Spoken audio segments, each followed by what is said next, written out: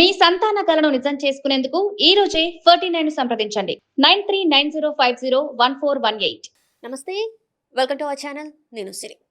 2027 ఎలక్షన్స్లో అందరి దృష్టి యూపీ అని చెప్పేసి అనుకుంటున్నారు. కానీ యూపీ కాకుండా ముఖ్యమైన రాష్ట్రాలు ఇంకా ఉన్నాయని చెప్పేసి మనకి తెలియజేయడానికి ఈరోజు మనతో పాటు ఉన్నారు ప్రముఖ geopolitics expert Pavan Shri Harsha గారు. నమస్కారం సార్. నమస్తే అండి. సార్, అందరి దృష్టి యూపీ సైడ్ ఉంది. 2027 ఎలక్షన్స్ వస్తున్నాయంటే అందరి దృష్టి అక్కడ ఉంది. కానీ మీరు అనేదాన్ని బట్టి చూసుకుంటే యూపీ కాదు, ఇంకా ముఖ్యమైన రాష్ట్రాలు ఉన్నాయని చెప్పేసి అంటున్నారు. ఏ ఆ ముఖ్యమైన రాష్ట్రాలు?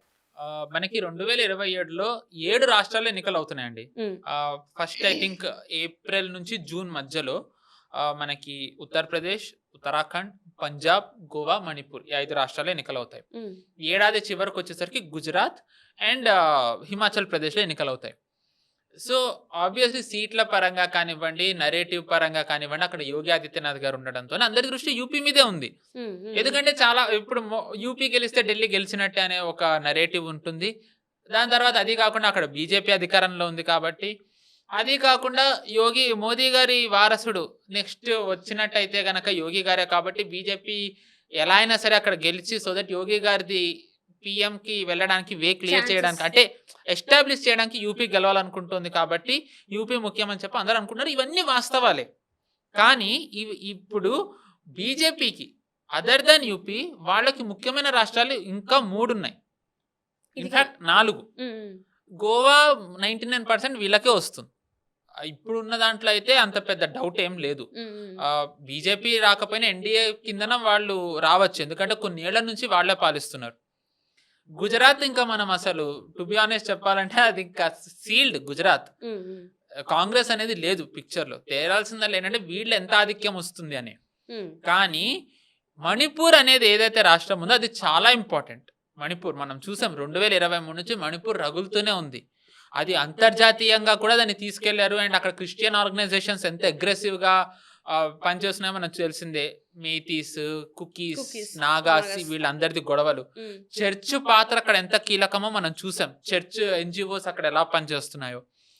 అండ్ మాథ్యూ వ్యాండైక్ అనే అతను అరెస్ట్ అవ్వడం కానివ్వండి, యూరోపియన్ యూనియన్ మాట్లాడడం కానివ్వండి, ఇలాంటివి. అంటే మణిపూర్ అనే ఒక రాష్ట్రం అంతర్జాతీయంగా ఎంత ప్రాముఖ్యత వచ్చింది అనేది మనకి దీన్ని బట్టి అర్థమవుతుంది. అందరికి తెలిసిపోయింది మణిపూర్ గురించి. వరకు కొంతవరకు తెలిస్తే ఇప్పుడు మొత్తం ప్రపంచ స్థాయిలో తెలిసిపోయిన ఒక ప్లేస్ ఏంటంటే మణిపూర్ గురించి. అంటే కొన్ని అంటే మన దేశ స్వాతంత్రం వచ్చినప్పటి నుంచి రగులుతూ ఉన్న దాన్ని 23 వచ్చేసరికి ఫ్లేర్ అప్ చేశారు.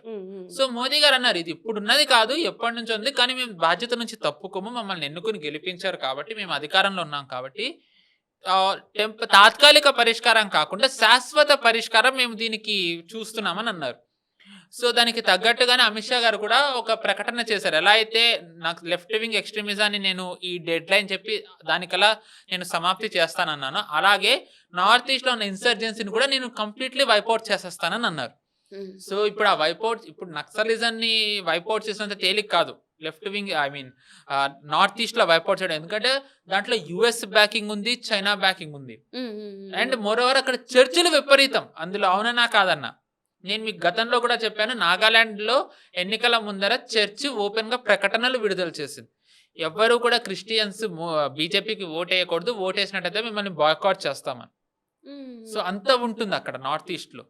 సో ఎందుకు అంటే అక్కడ చర్చిలకి ఫ్రీ హ్యాండ్, ఇష్టారాజ్యం భరతుడి పట్టం. ముఖ్యంగా నెహ్రూ ఉన్నప్పుడైతే నాగాలాండ్ లాంటి రాష్ట్రాల్లోకి హిందూ సాధువులు వెళ్ళకూడదు, కానీ మిషనరీస్ ఓపెన్ గా వెళ్ళొచ్చు. సో దాంతో కన్వర్షన్స్ అయిపోయాయి. కన్వర్షన్స్ అయితే ఒకసారి ఏమవుతుంది, వేరే మన దేశంలో కానిది వాళ్ళు ఓన్ చేసుకుంటే వాళ్ళకి దేశం మీద భక్తి తగ్గిపోయేలా చేస్తారు. అప్పుడు ఏమవుతుంది, వాళ్ళ ఎలిజియన్స్ అనేది వేరే దేశాలకు ఉంటుంది. అమెరికా, యూకే, ఎందుకంటే ఇక్కడ వాళ్ళందరూ అక్కడ ఆర్డర్స్ తింటారు కాబట్టి వాళ్ళకి ప్రేమ దాని మీద ఉంటుంది, కానీ ఇక్కడ మీద ఉండదు. అంటే అక్కడ నుంచి వచ్చే ఫండ్స్ ఏవైతే ఉన్నాయో అక్కడ నుంచి వస్తున్నాయి కాబట్టి ప్రేమ భారతదేశం కన్నా కూడా అగ్రదేశాల మీద ఆ ప్రేమని కురిపిస్తూ ఉంటారు. ఇక్కడ ఒకవేళ ఈ దేశానికి ఒకవేళ ద్రోహం చేయాల్సి వచ్చినా కూడా ద్రోహం చేసేయడానికి కూడా వీళ్ళు రెడీ అయ్యారు. ఇప్పుడు జరుగుతున్నది అదే. అందుకే మనం చూసుకున్నట్టయితే చాలా మంది your country, your prime minister ఇలా అంటారు, యువర్ గవర్నమెంట్, అది ఉండదు వాళ్ళకి. నిజానికి వాళ్ళు ఇక్కడ ఫుడ్ తింటారు అన్ని. మీరు ఓట్ వేయనంత మాత్రాన అది మీ ప్రభుత్వం అవ్వకుండా వెళ్ళదు కదా. సో అంటే ఏంటంటే ఈ ఎన్‌జీఓస్ అనేవి ఎలా పనిచేస్తాయి ఒక ఉదాహరణ. ఎన్‌జీఓస్ అనేది ఒక గేమ్‌లో ఒక చిన్న పార్ట్. బట్ దాని ప్రభావం అనేది ఎంత వైడ్‌గా ఉంటుంది అనేది ఈ మణిపూర్ ఒక ఉదాహరణ. సో, మణిపూర్‌లో నెక్స్ట్ ఇయరే దీంతో పాటే ఎలక్షన్స్ ఉన్నాయి. సో, ఇక్కడ బీజేపీ గెలవడం అనేది చాలా ఇంపార్టెంట్. ఎందుకంటే ఇప్పుడు ఒక రకంగా అవునన్నా కాదన్నా బీజేపీనే దీనికి ఒక సొల్యూషన్ తేగలదు. కాంగ్రెస్ గనక వచ్చినట్టయితే ఇది ఖచ్చితంగా ఫ్లేరప్ అవుతుంది. ఇంకా సో, కాంగ్రెస్ ఇది మనకి తెలిసిందే వాళ్ళకి ఎవరి బ్యాకింగ్ ఉంటుందో కాంగ్రెస్‌కి దాని ఎలిజియన్స్ ఎటుంటుంది అని. కానీ మణిపూర్‌లో ఇప్పుడున్న సిట్యుయేషన్స్‌లో మీరు అంటున్నారు బీజేపీ వస్తేనే అన్నీ సెట్ అయిపోతాయి అని అంటున్నారు. కానీ మణిపూర్‌లో సిట్యుయేషన్స్ బీజేపీకి చాలా యాంటీగా ఉంది. మనం ఎక్కడ కరెక్ట్. చూసుకున్నా కూడా కరెక్ట్. డౌట్ లేదు. అసలు వచ్చే ఛాన్సెస్ అక్కడున్న వాళ్ళు కాదు. 100% ఇక్కడున్న వాళ్ళు మనకి ఈ స్టేట్‌లో ఇక్కడ ఉన్న వాళ్ళు కూడా మాట్లాడేదంటే ఛాన్సే లేదు అన్నట్టు మాట్లాడతారు. మరి ఏ రకంగా మీరు ఈ నమ్మకంతోనే వస్తేనే అన్ని సెట్ అవుట్ అవుతాయి నేను అని వస్తేనే అన్నా. హ్మ్. వస్తుంది అనలేదు. అదే బట్ వస్తున్నాయి. అవకాశం ఉంది. ఎందుకంటే ఏడాది సమయం ఉంది కాబట్టి హ్మ్. Don't know. ఎందుకంటే సాక్షాత్తు మోదీ గారే ఒకసారి 2 కమ్యూనిటీస్‌ని కలిసారు. హ్మ్. హ్మ్. సో, బీజేపీ చేయాల్సిన ప్రయత్నాలు బీజేపీ చేస్తోంది. హ్మ్. So, at the end of the day BJP political party కాబట్టి పాలిటిక్స్ చేస్తుంది. కానీ ఆ పాలిటిక్స్ చేసిన దాంట్లో ఏంటంటే రాష్ట్రాన్ని, దేశాన్ని పణంగా పెట్టకూడదు. ఖచ్చితంగా నేను 100% చెప్తాను. బీజేపీ రాజకీయం చేసినా అది గెలవడానికి చేస్తుంది. కానీ ఆ గెలిచే క్రమంలో దేశాన్ని, రాష్ట్రాన్ని, హిందువులని పణంగా పెట్టి బీజేపీ రాజకీయాలు చేద్దాం నేనే కాదు జనాలు కూడా నమ్ముతారు కాబట్టి ఇన్నేళ్ల నుంచి అంటే గెలిపిస్తున్నారు. దీని మీద ఇంతవరకు మణిపూర్ ఘటనల మీద ఏవైతే కొన్ని ఘటనలు జరిగినాయో ఆడవాళ్ళ మీద అఘాయిత్యాలు జరిగినాయో దాని గురించి ఇంతవరకు మోదీ గారు ఒక ప్రెస్ మీట్ పెట్టి మాట్లాడలేదు. దాని గురించి అసలు ఆరా తీయలేదు అనేది అక్కడ వాళ్ళ దాని మాటలు. తర్వాతే హోమ్ మినిస్టర్ అమిత్ షా గారు వెళ్ళారు. అండ్ ఇది విపక్షాలు ఏవైతే అన్నాయో వాళ్ళు ఒక్క ఇన్సిడెంట్ బేస్ చేసుకుని వాళ్ళు చెప్తున్నారు. ఉమ్, అది కుకీస్ది కాబట్టి. కుకీస్‌లో మెజారిటీ క్రిస్టియన్స్ ఉంటారు కాబట్టి. ఉమ్, ఉమ్, మేటీస్ మీద జరగలేదా? మేటీస్ హిందువులు కాబట్టి వీళ్ళు కనీసం నోరు కూడా ఎప్పట్లే. ఒక మేటీ హస్బెండ్ కుకీ అమ్మాయిని పెళ్లి చేసుకున్నాడు. వైఫ్‌ను చూడడానికని వెళ్తూ ఉంటే కుకీస్ ఉన్న ప్రాంతంలో కుకీ టెర్రరిస్టులు అతను మేటీ అని తెలుసుకుని వీడియో రికార్డ్ చేసి కాల్చి చంపేశారు. ఉమ్. ఎలా ఏదైతే మణిపూర్ వీడియో వీళ్ళు అంటున్నారో అలాంటివి మేటీ మహిళలకు కూడా జరిగాయి. ఒక బీఎస్ఎఫ్ ఆఫీసర్ ఇంటి మీద ఆర్పీజీ అటాక్ జరిగింది. ఆయన మేటీ.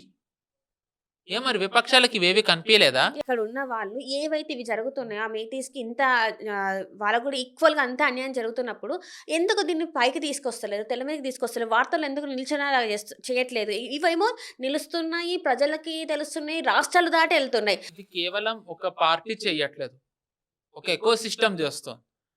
దీంట్లో యూకేలో ఆర్టికల్స్ రాస్తున్నారు, యూరోపియన్ యూనియన్ లో మాట్లాడుతున్నారు. అంటే నేను అదే అంటున్నాను కదా, ఎంత లేదన్నా ఇక్కడ మహా అయితే మన లాంటి ఇండివిజువల్స్ బీజేపీ అంతే దీని గురించి మాట్లాడగలిగేది. కానీ అవతల వైపుకి వచ్చేసరికి కాంటినెంట్లు ఉన్నాయి. అమెరికా ఉంది, యూరోప్ ఉంది, చైనా ఉంది, మన దేశంలో మన ఇక్కడ తింటున్న వాళ్ళే చాలా మంది ఉన్నారు, కొన్నిసార్లు గల్ఫ్ కూడా ఉంది. ఇంత మందితోని భారతదేశంలో ఒక చిన్న సమూహం పోరాడుతోంది. సో వాయిస్ ఎవరిది ఎక్కువ ఉంది, ఇంత దాంట్లో కూడా అక్కడ సమస్యకి పరిష్కారం తెచ్చే ప్రయత్నం జరుగుతోంది. అక్కడ ఒక ఘటన జరిగినప్పుడు ఇక్కడ ఉన్న వాళ్ళు, ఇక్కడ కొంతమంది క్రిస్టియన్స్ అడిగిన క్వశ్చన్ ఏంటంటే, అక్కడ క్రిస్టియన్స్ కాబట్టి మోడీ గారు అసలు చూడడానికి కూడా ప్రయత్నం చేయట్లేదు, క్రిస్టియన్స్ మీద ఇంత దాడి జరుగుతుంది కాబట్టి చూడట్లేదు. అదే అక్కడ ఒకవేళ ముస్లిమ్స్ కనుక ఉండుంటే, హిందూస్కి ముస్లిమ్స్కి అయ్యి ఉంటే మాత్రం ఖచ్చితంగా స్పందించేవాళ్ళు. కేవలం క్రిస్టియన్స్ కాబట్టి ఈరోజు మా మీద ఇంత ఘోరంగా చూస్తున్నారని చెప్పేసి మాట్లాడారు. మరి దీనికి ఏం ఇది పచ్చి అబద్ధం. ఇక్కడ నిజానికి మన దేశంలో క్రిస్టియన్స్, ముస్లిమ్స్ చెప్పినంత అబద్ధాలు ఇంకెవ్వరూ చెప్పరు. ఆఫ్ కోర్స్ పెద్ద స్టేట్మెంట్ ఇది 100%. కుకీస్ మోదీ గారు మణిపూర్ వెళ్ళినప్పుడు కుకీస్ ఉన్న ప్లేస్కి కూడా వెళ్ళారు మోదీ గారు. బీజేపీ ఇప్పటి వరకు డిస్క్రిమినేషన్ చేసి ఎవరికి చూపించిందో చెప్పండి? బీజేపీ ఇచ్చే పాలసీస్లో ఏ పాలసీ కేవలం హిందువులకి మాత్రమే ఉంది? ఏ రాష్ట్రాల్లో కానీ కేంద్రంలో కానీ ఇది కేవలం హిందువులకి అని ఉన్న ఒక్క పాలసీ చూపియండి. ముస్లింలకు రావట్లేదా? మాకు వస్తున్నాయనని కానీ మేము వెయ్యమని అంటారు. మరి మీరెందుకు తీసుకుంటారంటే ప్రభుత్వం కాబట్టి ఇవ్వాల్సిన బాధ్యత వీళ్ళకు ఉంది, మేము అయినా కానీ వెయ్యమని అంటారు. వీళ్ళ చెప్పేది, మోదీ గారిని ప్రశ్నించేది. ఈరోజు కుకీస్ అనే వాళ్ళు ఒక చిన్న మిలిటెంట్స్, వాళ్ళకు ఒక ఆర్మీకి ఉన్న వెపన్స్ వాళ్ళకి ఎక్కడి నుంచి వస్తున్నాయి? ఎవరు ఇస్తున్నారండి? ఎవరిస్తున్నారు వాళ్ళకి ఇలాంటి ఆయుధాలన్నీ? మేతీస్ దగ్గర లేవు. మేతీస్‌కి ఒక వర్గం నిజానికి చెప్పాలంటే వాళ్ళని దే వర్ రాడికలైజ్డ్. ఏంటంటే ఈ ఈ డై ఈ ఇంతకాలం వాళ్ళని ఒక రకంగా చెప్పాలంటే కాంగ్రెస్ అక్కడ పట్టించుకోకపోవడంతో అక్కడ చైనా ది అడ్వాంటేజ్ తీసుకుంది. మిషనరీస్, చైనా ఇవన్నీ అడ్వాంటేజ్ తీసుకున్నాయి. దాంతోని మేతీస్‌లో ఒక వర్గం చైనా వైపు టిల్ట్ అయిపోయింది. బట్ వాళ్ళు కూడా విక్టిమ్స్. ఎందుకంటే హిల్ మీద ఉండేది కుకీస్, కిందనుండేది మేటీస్. సో వాళ్ళకి వీళ్ళు ఎప్పుడు లక్ష్యంగా అవుతారు. నిజానికి అదే కదా మొదలైంది, అక్కడి నుంచే మొదలైంది. మేటీస్ని కోర్టు ఇచ్చిన తీర్పు మేటీస్ని ఐ థింక్ ఎస్సీలోనో ఎస్టీలోనో చేర్చాలంటే వీళ్ళు అటాకులు చేయడం మొదలెట్టారు. అటాక్స్ కుకీస్ నుంచి మొదలయ్యాయి, మేటీస్ నుంచి కాదు. మేటీస్ ఇల్లు తగలబడ్డాయి, కుకీస్ కాదు. ఈ రోజు నాగాస్ నిజానికి ఇది అవుతున్నంత కాలం రాలేదు. మేటీస్ది బీజేపీ సాల్వ్ చేస్తుండేసరికి నాగాస్ మీద కుకీస్ అటాక్ చేయడం మొదలు పెట్టారు. సో ఇప్పుడు నేను రిటర్న్ అడుగుతున్నా, ఎందుకు క్రిస్టియన్స్ అక్కడ శాంతి రావాలని కోరుకోవట్లేదు? మీకు బాధ్యత లేదా? మీకు శాంతి అక్కర్లేదా? అంటే ఒక క్రిస్టియన్ ల్యాండ్ అయితేనే మీకు శాంతి కావాలా, లేకపోతే వద్దా మీకు? సో వీళ్ళ నుంచి ఎవరికి నేర్చుకోవాల్సిన అవసరం లేదండి. విదేశీ గడ్డి తింటూ ఈ దేశంలో వెన్నుపోటు పొడుస్తూ, ఈ దేశంలో తప్పుడు అబద్ధాలు చెప్తూ, ఈ దేశ డెమోగ్రఫీని మారుస్తూ, ఇక్కడ ఉన్న వాళ్ళని మళ్ళీ వెస్టర్నర్స్కి వాళ్ళని బానిసలుగా చేయాలి అనుకుంటున్న ఈ వీళ్ళకి నీతులు సూక్తులు చెప్పేది హక్కు లేదు. వీళ్ళ నుంచి వినాల్సిన దౌర్భాగ్యం మనకు అంతకంటే లేదు. నేను ఇది ఓపెన్ గా చెప్తా. అంటే అక్కడ చూసుకుంటే పాపులేషన్ వాళ్ళే ఎక్కువ ఉంది. సో చేశారు, కన్వర్జన్స్ ద్వారా చేశారు. వాళ్ళు కుకీస్ ఒరిజినల్లీ ఇక్కడ వాళ్ళు కాదు. ఓకేనా, మనం అది కూడా క్లారిటీ ఉండాలి. కన్వర్జన్స్ ద్వారా చేశారు. ఓటైతే ఇప్పుడు చూసుకున్నట్టయితే నేను అదే అంటున్నా, ఓటు వేస్తున్నారు కాబట్టి వాళ్ళకి పథకాలు కూడా వస్తున్నాయి కదా. బీజేపీ ఇప్పుడు ఎక్కడ క్రిస్టియన్స్ కి అయితే నేను ఇయ్యను క్రిస్టియన్స్ అని అంటుందా? మరి లేదు కదా. వీళ్ళకి ప్రాబ్లం ఏంటి? ఇంకా బీజేపీ ఎక్కడ కమ్యూనల్ అయింది వీళ్ళకి? ఇప్పుడు మీరు ఏవైతే ప్రశ్నలు అడుగుతున్నారో నేను రిటర్న్ కౌంటర్ అడుగుతున్నా. ఎక్కడ బీజేపీ డిస్క్రిమినేషన్ చేసిన దాఖలాలు ఉన్నాయి 12 ఏళ్లలో? 12 ఏళ్ళు పక్కన పెట్టండి, మోదీ గారు ముఖ్యమంత్రిగా ఉన్నప్పుడు కూడా ఎవరిని డిస్క్రిమినేట్ చేయలేదు. ప్రాబ్లం ఏంటి? ఇలాంటివి ఎందుకు మరి ఇంత అగనెస్ట్ వార్తలు ఎందుకు వస్తున్నాయి అంటారు? ఎందుకంటే వీళ్ళకి మోదీ గారు ఉండడం ఇష్టం లేదు కాబట్టి. ఎందుకంటే మోదీ గారు ఉంటే కనుక వీళ్ళవి కుట్రలు అవ్వవు కాబట్టి. FCRA లాంటివి వచ్చినట్టయితే ఇప్పుడు అక్కడ ఖచ్చితంగా వీళ్ళ యాక్టివిటీస్ ఫెయిల్ అయిపోతాయి. FCRA కనుక వచ్చినట్టయితే ఇప్పుడు ఎవరైతే ఇక్కడ ఇప్పుడు మనం చూస్తున్నాం, పవన్ కళ్యాణ్ గారిని కొంతమంది ఎవరెవరైతే అంటున్నారో ఏపీలో ఎందుకు అంటున్నారు వాళ్ళు పవన్ కళ్యాణ్ గారు ఏదో వాదించారని కాదు. ఆయన సపోర్ట్ చేస్తున్న ప్రభుత్వం వీళ్ళదంతా కూడా ఓ రకంగా చెప్పాలంటే వీళ్ళది ఏదైతే గుండెకాయ ఉందో దాన్ని పట్టేసుకుంది. సో ఇప్పుడు వాళ్ళ ఆటలు చెల్లవు. వాళ్ళు కన్వర్ట్ చేయడం పక్కన పెట్టండి, వాళ్ళ గర్భాపసి అయినా అవుతారు. సో ఏంటంటే వాళ్ళ అస్తిత్వానికి ఒక ప్రమాదం రావడంతో వాళ్ళ మోదీ గారు ఉండకూడదని అనుకుంటున్నారు. ఇది నిజానికి మేతీస్ కుకీస్ది ఇంత మోదీ గారు రాకముందర కూడా జరిగింది. కానీ ఎందుకు ఇప్పుడే వచ్చింది వార్తల్లోకి? ఎందుకంటే అక్కడ క్రిస్టియన్స్ అట్రాసిటీస్ గురవుతున్నారు, క్రిస్టియన్స్ విక్టిమ్స్. ఎందుకంటే ఒక హిందూ గవర్నమెంట్ ఉంది అనే నరేటివ్ నడపడానికి అక్కడ ఇది వార్తల్లోకి తెచ్చారు. సో ఈ స్పష్టత ప్రభుత్వానికి ఉంది, అక్కడ ఉన్న ఒక వర్గం ప్రజలకి కూడా ఉంది. సో ఏంటంటే అది ఎన్నికల దాంట్లో అది ఎలాగ టిల్ట్ అవుతుంది అనేదే ప్రశ్నార్థకం. సో అందుకే నేను వ్యక్తిగతంగా ఇక్కడ బీజేపీ వస్తేనే జియో పొలిటికల్లీ కూడా అది చాలా ఇంపార్టెంట్. ఎందుకంటే మణిపూర్ మనకి తెలిసిందే, కుకీ ల్యాండ్ కావాలని మణిపూర్ సపరేట్ అయిపోవాలని కోరుకుంటున్న ఉదంతాలు చాలా ఉన్నాయి. సో ఎలా చూసుకున్నా సరే అక్కడ బీజేపీ వస్తేనే పీస్ కానివ్వండి, జియో పొలిటికల్లీ కానివ్వండి, డెవలప్మెంటల్లీ కానివ్వండి, అక్కడ పీస్ ఉంటుంది అనేది నా వ్యక్తిగత అభిప్రాయం. So in my opinion more than Uttar Pradesh Manipur గెలవడం చాలా ముఖ్యం. ఇది నెంబర్ 1 ఆస్పెక్ట్. నెంబర్ 2 వచ్చేసి ఉత్తరాఖండ్. సో ఉత్తరాఖండ్ ఏంటంటే చిన్న రాష్ట్రం కంపేర్ టు యూపీ అవ్వడంతో చాలా మంది దృష్టి అక్కడ లేదు ఉత్తరాఖండ్. ఉత్తరాఖండ్ రాష్ట్రం ఐ థింక్ 2001లోనో 2002లోనో ఏర్పాటు జరిగిందండి. ఆ జరిగినప్పటి నుంచి ఒకసారి బీజేపీ, ఒకసారి 5 ఏళ్ళు బీజేపీ, 5 ఏళ్ళు కాంగ్రెస్ ఇలా ఉంటూ వచ్చింది. కానీ 17లో బీజేపీ గెలిచింది. మొట్టమొదటిసారి ఒకసారి వాళ్ళు ఒకసారి వీళ్ళు అనే దాన్ని తిరగరాసి 22లో మళ్ళీ బీజేపీని వచ్చింది అధికారంలో. సో ఇప్పుడు 20 ఏళ్ళ బీజేపీకి వచ్చే అవకాశం ఉంది. కానీ బీజేపీకి అక్కడ ఒక పెద్ద ఛాలెంజ్ ఏంటంటే డెమోగ్రఫీ చేంజ్ జరిగింది. మిషనరీస్ అక్కడ కూడా ఉన్నాయి. అండ్ దాని తర్వాత అక్కడ రోహింగ్యాలు చాలా మంది ఉన్నారు.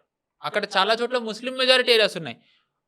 ఆ మీరు ఒకసారి భౌగోళికంగా చూడండి, ఎక్కడ ఉత్తరాఖండ్, ఎక్కడ బంగ్లాదేశ్, మయన్మార్, ఇక్కడికి వచ్చి బంగ్లాదేశ్లు రోహింగ్యాలు ఎలా ఉన్నారు అంటే వాళ్ళని ఎవరో అక్కడ తెచ్చి పెట్టారు. ఎందుకు పెట్టారు? డెమోగ్రఫీ చేంజ్ జరగాలి. ఎందుకు డెమోగ్రఫీ చేంజ్ జరగాలి? అక్కడ హిందువులు తగ్గాలి. ఎందుకు హిందువులు తగ్గాలి? ఎందుకంటే అక్కడ బీజేపీ రాకూడదు. ఎందుకు బీజేపీ రాకూడదు? బీజేపీ వస్తే కనుక హిందువులకు మంచి జరుగుతుంది, ఇలాంటి ఇల్లీగల్ కన్వర్జన్స్కి ఛాన్స్ ఉండదు కాబట్టి. ఎందుకు ఇవన్నీ జరగాలి? ఇవన్నీ జరిగితే ఒక సివిలైజేషన్ అంతమొందించవచ్చు కాబట్టి. సో దీనికి ఒక రకంగా బీజేపీ కొద్దిగా బ్రేక్ వేయగలిగింది. ఇది నేను అంటుంది కాదు, అక్కడ ఉన్న ఒక సాధువే అన్నారు, రోహింగ్యాలని బంగ్లాదేశీలని కాంగ్రెస్ అధికారంలో ఉన్నప్పుడు వాళ్ళని ఇక్కడ తెచ్చి బస చేయించారు అని. ఇప్పుడు మనకి ఉత్తరాఖండ్ మనకి చిన్న రాష్ట్రమైన దాంట్లో 4 పుణ్యక్షేత్రాలు ఉన్నాయి. చోటా చార్ధామ్ అంటారు, కేదార్నాథ్, బద్రీనాథ్, గంగోత్రి, యమునోత్రి. ఇక్కడ కొన్ని హిల్ మీదకి మనం కొండ మీదకి వెళ్ళాలి. ఇక్కడ ఆ వెళ్లే దాంట్లో మనల్ని తీసుకెళ్లాలందరూ రోహింగ్యాలే.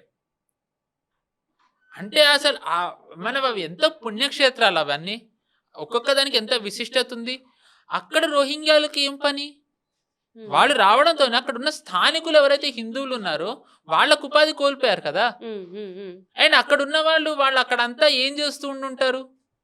మనం చూస్తున్నాం ఈ రోజు గంగా నది అక్కడ ఉత్తరాఖండ్ లో ఉన్నది, ఎలాగా అక్కడ అక్కడ బీర్ తాగడం అవన్నీ ఎలా చేస్తున్నారు. అక్కడ లవ్ జిహాద్ యాక్టివిటీస్ ఉత్తరాఖండ్ లో పెరిగాయి. కన్వర్జన్స్ చేయాలని ప్రయత్నిస్తుంటే దాన్ని ఆపుతున్నారు. సో అండ్ అక్కడ మనం చూసుకున్నట్టయితే 2 వీక్స్ బ్యాక్ అక్కడ సిక్కులది గొడవ జరిగింది. సిక్కులది గొడవ జరిగింది అక్కడ గురుద్వారా మళ్ళీ చాలా మంది ఆపరేషన్ బ్లూ స్టార్ లాంటిది అయిపోతుంది అని చెప్పి ఎక్సెట్రా అన్నారు. అది మెయిన్ కారణం మనం డౌన్ ద లైన్ పంజాబ్కి వచ్చినప్పుడు చెప్దాం. ఒక కారణం ఏంటంటే అక్కడ ఉన్న సిక్కు ఓట్లు బీజేపీపై పడకుండా చేయడానికి. ఇప్పుడు 10 ఏళ్ళు ఉన్నారు అంటే ఎంతో కొంత యాంటీ ఇన్కంబెన్సీ ఉంటుంది. ఇమాజిన్, యాంటీ ఇన్కంబెన్సీ ఉంటే ఒక వర్గం హిందూ ఓట్లు పోతాయి, అక్కడున్న ముస్లిమ్స్ వేయరు, క్రిస్టియన్స్ వేయరు. సరే కాంగ్రెస్కి సంస్థాగతంగా ఉండే ఓట్లు కాంగ్రెస్కి ఉంటాయి, సిక్కులు వేయలేరు. సో అంటే వాళ్ళకంటూ ఒక ఓటు బ్యాంక్ తయారవుతోంది కదా. సో అందుకనే ఇలాంటి గొడవలన్నీ క్రియేట్ చేస్తున్నారు ఉత్తరాఖండ్లో. And the most important thing మనం మర్చిపోకూడదు ఏంటంటే ఉత్తరాఖండ్ బార్డర్ అది నేపాల్కి బార్డర్. ఉత్తరాఖండ్ మనం చూసుకున్నట్టయితే నేపాల్లో ఇటీవల యుఎస్ రెజ్యూమ్ చేంజ్ చేసింది. అండ్ నేపాల్కి ఉత్తరాఖండ్ బార్డర్లో అటువైపు అంటే నేపాల్కి అటువైపు అంతా కూడా మసీదులు, మదర్సాలు ఉన్నాయి. అవన్నీ కూడా టర్కీ పెట్టింది. టర్కీ ఫండెడ్వి to do conversions, anti national activities. టెర్రరిస్టులు వస్తే నేపాల్లో అక్కడ ఉండి అక్కడ నుంచి వీళ్ళు ఇందులోకి రావడానికి. సో అంటే ఇప్పుడు ఓ రకంగా ఉత్తరాఖండ్లో బీజేపీ ఉంది కాబట్టి నేపాల్లో ఎలా ఉన్నా సరే యాంటీ నేషనల్ యాక్టివిటీస్ తగ్గాయి. సో నేపాల్లో గనక నేపాల్లో ఏదైతే జరుగుతుందో దాని ప్రభావం గనక ఇక్కడ పడకుండా ఉండాలి అంటే ఉత్తరప్రదేశ్లో బీజేపీ రావడం ఎంత ముఖ్యమో ఉత్తరాఖండ్లో కూడా బీజేపీ రావడం అంతే ముఖ్యం. అందుకే మనం చూసుకున్నట్టయితే ఉత్తరప్రదేశ్ కానివ్వండి, ఉత్తరాఖండ్ కానివ్వండి, సరిహద్దులంతా నేపాల్కి ఎక్కడైతే వస్తే అక్కడంతా మసీదులు, మదర్సాలు కట్టేశారు అక్రమంగా. బీజేపీ వాటి అన్నింటినీ కూడా యాజ్ యూజువల్లీ మీరు ల్యాండ్ ప్రూఫ్ చూపియండి అన్నారు, లేవు. సో అన్నిటినీ కొట్టేశారు. బట్ కొట్టేసినంత మాత్రం అవ్వదు కదా, జనాభా అలాగే ఉంటుందిగా. సో ఆ థ్రెట్ కూడా చాలా ఉంది. డెమోగ్రఫీ చేంజ్ అయిపోతుంది. సో దాన్ని ఇంకా ఆపాలి అన్నా, మన పుణ్యక్షేత్రాలు మనకు ఉండాలి అన్నా, నేపాల్లో జరిగే కుట్రలు ప్రభావం ఇక్కడ పడకుండా ఉండాలన్నా బీజేపీ రావడం ముఖ్యం. సో అందుకే బీజేపీకి ఆ రాష్ట్రం చాలా ముఖ్యం గెలవడం. And now coming to Himachal Pradesh. So మామూలుగా హిమాచల్ ప్రదేశ్ ఏంటంటే అది వార్తల్లో ఉండని రాష్ట్రం ఎక్కువగా. కానీ హిమాచల్ ప్రదేశ్లో కూడా ఇటీవల మనకి డెమోగ్రఫీ చేంజ్ ఎక్కువ అవుతుంది. అక్కడ కూడా ముస్లిమ్స్ కనిపిస్తున్నారు, యాజ్ యూజువల్లీ కాంగ్రెస్ ఉంది కాబట్టి. అండ్ అక్కడ కూడా ఖలిస్తానీల ప్రభావం చాలా ఉంది. మనం చూసుకుంటే ఉత్తరాఖండ్కి వచ్చే ఖలిస్తానీలు మొన్న గొడవ జరిగినప్పుడు వాళ్ళు వయా హిమాచలే వచ్చారు. సో అండ్ మనం చూసుకుంటే హిమాచల్ కూడా ఏంటంటే ఒక రకంగా కనెక్టింగ్ స్టేట్ కాబట్టి ఇలాంటి యాంటీ నేషనల్ యాక్టివిటీస్ కంటైన్ అవ్వాలి అంటే అవునన్నా కాదన్నా ఒక రకంగా అక్కడ కాంగ్రెస్ ఉంటే 100% చేయదు. సో ఇప్పుడు మనం చూస్తున్నాం ఇక్కడ డెమోగ్రఫీ చేంజ్ అయిపోతుంటే కాంగ్రెస్ మాట్లాడట్లేదు. హిమాచల్ ప్రదేశ్ కూడా బార్డర్ రీజన్ అనుకుంటా, నాట్ రాంగ్. సో బార్డర్ కాబట్టి అక్కడ ఉండడం చాలా important. Right. So and Congress BJP already అక్కడ ఏంటంటే మోదీ గారికి ఫేవరబుల్ ఫ్యాక్టర్ ఉంది, కానీ లోకల్ బీజేపీ వాళ్ళకి లేదు. గతంలో జయరామ్ ఠాకూర్ అని ఆయన ఎవరైతే ఉన్నారో ముఖ్యమంత్రి, ఆయన మీద వ్యతిరేకత ఉండడంతో అండ్ ఇట్ సేమ్ టైం హిమాచల్లో కూడా ఒకసారి బీజేపీ ఒకసారి కాంగ్రెస్. సో 17లో వాళ్ళు వచ్చారు కాబట్టి 22లో కాంగ్రెస్ వచ్చింది. సో 27లో మరి ఎంత డెమోగ్రఫీ చేంజ్ కన్వర్జన్స్ ఈ ప్రభావం ఎంత ఉందో మనకి తెలియదు. సో అది కంటైన్ చేసి బీజేపీ గనక ఓట్లు గెలుచుకోగలిగితే ఈ 5 ఏళ్లలో ఎంతైతే డెమోగ్రఫీ చేంజ్ జరిగిందో దాన్ని ఒక రకంగా కంటైన్ చేయొచ్చు. సో గోవాది నేను ఆల్రెడీ చెప్పాను, ఉత్తరప్రదేశ్ మనం వీడియోలే చేసాం. ద మోస్ట్ ఇంపార్టెంట్ ఈ 7 రాష్ట్రాల్లో ఏంటంటే పంజాబ్. నేను పంజాబ్ లాస్ట్ ఎందుకు తీసుకున్నా అంటే ఉత్తరప్రదేశ్లో జరిగే ఏవైతే జరుగుతున్నాయో అది, హిమాచల్ ఉత్తరాఖండ్లో జరిగేది ప్రభావం పంజాబ్ మీద పడుతుంది. ఎందుకంటే ఇప్పుడు పంజాబ్లో మనం చూసాం ఆమ్ ఆద్మీ పార్టీ అధికారంలో ఉంది, కానీ మనం చూసుకున్నట్టయితే ఆమ్ ఆద్మీ పార్టీ రాజకీయాలు ఎక్కువగా ఉత్తరప్రదేశ్ ఆధారంగా చేస్తుంది, అంటే పంజాబ్ వదిలేసి. ఎందుకు? ఇప్పుడు పంజాబ్లో సిక్కులు ఎంతైతే ఉన్నారో హిందూస్ కూడా అంతే ఉన్నారు. ట్రెడిషనల్లీ ఏమవుతుందంటే హిందూ ఓట్లు కాంగ్రెస్కి వెళ్తాయి. అక్కడ సిక్ రైట్స్ ఎంత చేసినా కాంగ్రెస్కి సిక్కులు వేస్తారు, కానీ బీజేపీకి వేయరు. కానీ ఇటీవల అక్కడ మున్సిపల్ ఎలక్షన్లో ఏం జరిగిందంటే కాంగ్రెస్ కానివ్వండి, ఆమ్ ఆద్మీ పార్టీకి కానివ్వండి, శిరోమణి అకాలీదళకి సీట్లు తగ్గాయి. వాళ్ళకి ఎక్కువ వచ్చాయి కానీ సీట్లు తగ్గాయి. బీజేపీకి సీట్ల శాతం పెరిగింది, ఓటు శాతం పెరిగింది. సో బీజేపీకి మెల్లమెల్లగా అక్కడ పెంచుకుంటూ వెళ్తోంది. సో ఇప్పుడు కాంగ్రెస్ ఏంటంటే అక్కడ అంతర్గత కలహాలతో కొట్టుకుంటోంది. వాళ్ళలో వాళ్ళు యాజ్ యూజువల్లీ కాంగ్రెస్కి ఎప్పుడున్న అలవాటే. సో వాళ్ళలో వాళ్ళు కొట్టుకుంటూ ఉంటారు. ఆమ్ ఆద్మీ పార్టీకి ఏంటంటే ఇప్పుడు వాళ్ళకు ఒక టఫ్ టైం ఉంది, ఎందుకంటే వాళ్ళ చీఫ్ మినిస్టర్ గురువులను అవమానించారు అనే దాంతో అక్కడ ఉన్న సిక్కు పెద్దలందరూ కూడా అకాల్ తఖ్త్ వాళ్ళు ఆమ్ ఆద్మీ పార్టీని ఒక దోషిగా డిక్లేర్ చేశారు. సో అది సిక్కుల మీద ప్రభావం పడితే ఆపు కష్టం. సో ఏంటి, ఒక వర్గం సిక్కులు దూరమైన ఒక వర్గం సిక్కుల్లో కన్వర్ట్ అయిన క్రిస్టియన్స్ హిందూస్ రావాలి. హిందూస్ నా వైపు రావాలంటే నేను హిందూ అని చూపించుకోవాలి. అందుకనే ఇప్పటివరకు రాముడు లేడన్న కేజ్రీవాల్ ఇక్కడ చేసి అయోధ్యది చూపించి నేను ఇంత పెద్ద హిందూని, హిందువుల కోసం మాట్లాడుతున్నాను అని చెప్పి అంటుంది. ఉత్తరప్రదేశ్ లో గెలవడానికి కాదు, పంజాబ్ లో హిందూ ఓట్లు రావడానికి. సరే ఉత్తరప్రదేశ్ లో ఆపుతోని గనక సమాజ్వాదీ పార్టీతో పొత్తు పెట్టుకుంటే ఒక బోనస్. సో అందుకని నెక్స్ట్ ఆప్ పేరుకే నిజానికి ఢిల్లీ ఇది అనుకుంటాం, కానీ ఆప్ ఉత్తరప్రదేశ్, గుజరాత్ లో కూడా మెల్లమెల్లగా పెరుగుతోంది. గుజరాత్లో ఆమ్ ఆద్మీ పార్టీ ఇప్పటికీ అధికారంలోకి రావడం, విపక్షంలోకి వచ్చే పరిస్థితి లేదు, కానీ కాంగ్రెస్ ఓటు బ్యాంకు మెల్లమెల్లగా ఆమ్ ఆద్మీ పార్టీకి షిఫ్ట్ అవుతుంది. సో లాంగ్ రన్ లో బీజేపీకి ఇన్ఫాక్ట్ ఆమ్ ఆద్మీ పార్టీ కాంగ్రెస్ కంటే ఇప్పుడు ఒక పెద్ద థ్రెట్ గా మారుతుంది. సో కేజ్రీవాల్ అందుకే గుజరాత్ మీద కూడా దృష్టి పెట్టింది. అందుకే సో గుజరాత్ లో మొన్న 5 సీట్లు వచ్చాయి, 22లో జరిగిన ఎన్నికల్లో 5 సీట్లు వచ్చాయి. దాని తర్వాత జరిగిన ఉప ఎన్నికల్లో కాంగ్రెస్ గెలిచే చోట ఆమ్ ఆద్మీ పార్టీ గెలిచింది. సో అంటే ఆమ్ ఆద్మీ పార్టీ కేజ్రీవాల్ ఎలాగో మెల్లమెల్లగా ఆయన పెరుగుతూ వెళ్తున్నారో ఇది ఒక ఉదాహరణ మనకి. సో అండ్ దాని తర్వాత ఉత్తరాఖండ్ లో కూడా నిజానికి ఆమ్ ఆద్మీ పార్టీకి ఒక మంచి ఇమేజ్ క్రియేట్ చేసుకునే ప్రయత్నం చేస్తుంది. ఇటీవల కొన్ని మున్సిపల్ ఎలక్షన్స్ జరిగాయి, ఏడాది కొన్ని చోట్ల 3వ స్థానం వచ్చింది, కొన్ని చోట్ల 4వ స్థానం వచ్చింది. అంటే అఫ్ కోర్స్ బీజేపీ కాంగ్రెస్ తో పోల్చుకుంటే సీట్లు తక్కువే, కానీ సేమ్ ఎలా అయితే గుజరాత్ లో మెల్లమెల్లగా పెరుగుతుంది అలాగే మెల్లమెల్లగా పెరిగే ప్రయత్నం చేస్తుంది. అండ్ అక్కడ ఆల్రెడీ ఇప్పుడు సిక్కులది చూసాం. సరే ఇక్కడ మరి సిక్కులు వ్యతిరేకించినప్పుడు ఇక్కడ ఎలా సమర్థిస్తారు అంటే రాజకీయాలు మారిపోతాయి, స్టేట్ కి మారిపోతాయి అండ్ ఎకో సిస్టమ్ అంతా ఒకటే కాబట్టి. సో ఏంటంటే కేజ్రీవాల్ అనే అతను ఇప్పుడు మనం చూసుకుంటే కేవలం పంజాబ్కే పరిమితం అవ్వలే, అతను ఉత్తరాఖండ్, దాని తర్వాత గుజరాత్ లో కూడా తను గేమ్స్ ప్లే చేయాలని చూస్తున్నాడు. అందరి దృష్టి కూడా కేవలం ఉత్తరప్రదేశ్కే పరిమితం అయింది, కానీ ఇప్పుడు వచ్చే ఏడాది ఏ 7 రాష్ట్రాల్లో జరుగుతుందో ఆ 7 రాష్ట్రాలకి కూడా ప్రతి ఆ రాష్ట్రానికి ఆ ప్రాధాన్యత ఉంది. ఉత్తరప్రదేశ్లో మీరు అన్నట్టు మనం అనుకున్నట్టుగానే యోగి ఆదిత్యనాథ్ గారిని ఒక వారసుడిగా సిమెంట్ ఆయనది ఎస్టాబ్లిష్ చేయడానికి, సరే అభివృద్ధి జరగడానికి అండ్ బీజేపీకి ఒక బలం రావడానికి ఇవన్నీ ఒకటైతే, నరేటివ్ పరంగా అంటే డెమోగ్రఫికల్లీ ఇప్పుడు ఏదైతే చేంజ్ జరిగిందో అది ఆగడానికి మణిపూర్ గెలవడం ముఖ్యం, హిమాచల్ గెలవడం ముఖ్యం, గోవా గెలవడం ముఖ్యం, ఉత్తరాఖండ్ తిరిగి మళ్ళీ గెలవడం ముఖ్యం, గుజరాత్లో మళ్ళీ తిరిగి రావడం ముఖ్యం, హిమాచల్లో రావడం ముఖ్యం అండ్ పంజాబ్లో గెలవడం ముఖ్యం. చాలా మంది ఏంటంటే ఇప్పుడున్న పరిస్థితిలో కేవలం కాంగ్రెస్ కి ఇంకా ఆమ్ ఆద్మీ పార్టీకి మధ్య అనుకుంటున్నారు. కానీ బీజేపీ ఒక సర్ప్రైజ్ కింద రావచ్చు. ఎందుకంటే సంస్థాగతంగా బీజేపీ పనిచేస్తుంది. ఇప్పుడు చూసుకుంటే నేను ఇందాక అన్నట్టుగా భగవంత్ మాన్ మీద సిక్కులు కోపంగా ఉన్నారు. కాంగ్రెస్ ఇప్పుడు ఏమీ పని చేయటం లేదు, వాళ్ళే కొట్టుకుంటున్నారు. శిరోమణి అకాలీ దళకి అంత బలం లేదు గతంలో ఉన్నంత. సో ఇప్పుడు జనాలకు ఒక ఆల్టర్నేటివ్ కావాలి. సో బీజేపీ దానికి తగ్గట్టుగానే రాఘవ్ చెడ్డా ఆయన పంజాబ్ ఎన్నికల్లో ఆయన ఎలా పనిచేశారో మనం చూసాం ఫేస్గా. ఆమ్ ఆద్మీ పార్టీలో నుంచి వచ్చిన ఒక ఎంపీ, ఐ థింక్ ఆయన పేరు పాఠక్. నిజానికి he was the architect of Aam Aadmi party victory 22లో. సో ఏం చేస్తే ఆమ్ ఆద్మీ పార్టీ గెలిచిందో ఆయనకి తెలుసు. సో ఆ అనుభవం ఇక్కడ పనిచేయచ్చు. ఇప్పుడు బీజేపీలోకి వచ్చారు కాబట్టి. బీజేపీకి సంస్థాగతంగా ఉండే హిందూ ఓట్లు ఉండనే ఉన్నాయి కొన్ని. సో ఈసారి ఏంటంటే కాంగ్రెస్కి ఏవైతే హిందూ ఓట్లు పడతాయో ఆ హిందూ ఓట్లు ఈసారి పడేయాలి. అండ్ దాని తర్వాత మరో ఇంపార్టెంట్ ఆస్పెక్ట్ ఏంటంటే సిక్కు ఓట్లు బీజేపీకి రావాలి. సో అందుకే ఒక సిక్కుని ఈసారి రాష్ట్ర అధ్యక్షుడిగా చేశారు.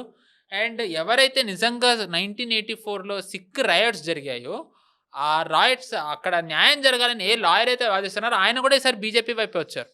సో నెరేటివ్ పరంగా ఆయనను కూడా ముందర పెడితే అది కూడా ఒక హెల్ప్ అయ్యేది ఉంది.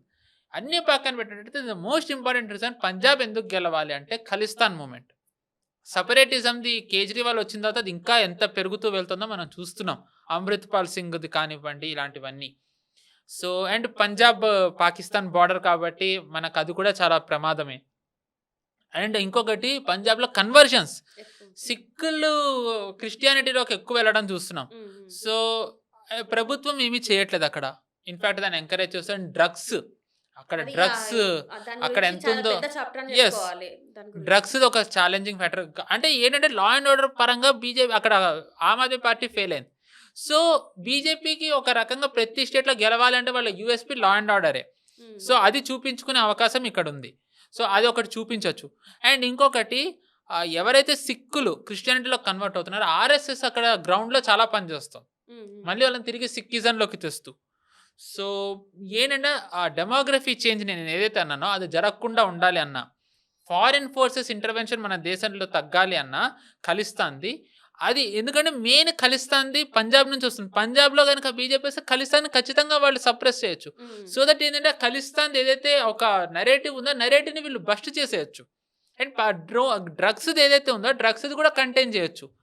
సో ఉత్తరప్రదేశ్ ఒక్కటే కాదు, ఎవ్రీ స్టేట్ వచ్చే ఏడాది జరిగే ఎన్నికల్లో ప్రతి స్టేట్కి ఆ ప్రాధాన్యత ఉంది.